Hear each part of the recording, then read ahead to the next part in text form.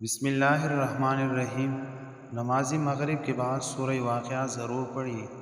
بروایت حضرت ابن مسعود رضی اللہ تعالی عنہ حضور صلی اللہ علیہ وسلم کا یہ ارشاد منقول ہے کہ جو شخص ہر رات کو سورہ واقعہ پڑھے اس کو کبھی فاقہ نہیں ہوگا۔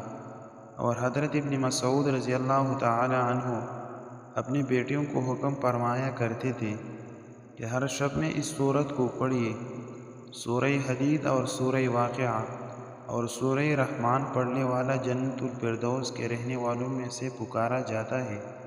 ایک روایت میں ہے کہ سورہ واقعہ سورہ غنا ہے، اس کو پڑھو اور اپنی اولاد کو سکھاؤ۔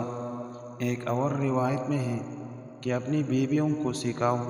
حضرت عائشہ صدیقیہ رضی اللہ تعالی عنہا سے بھی اس کے پڑھنے کی تاکید منقول ہے۔ اللہ تعالی ہم سب کو عمل کرنے کی توفیق عطا فرمائے، آمین ثم آمین۔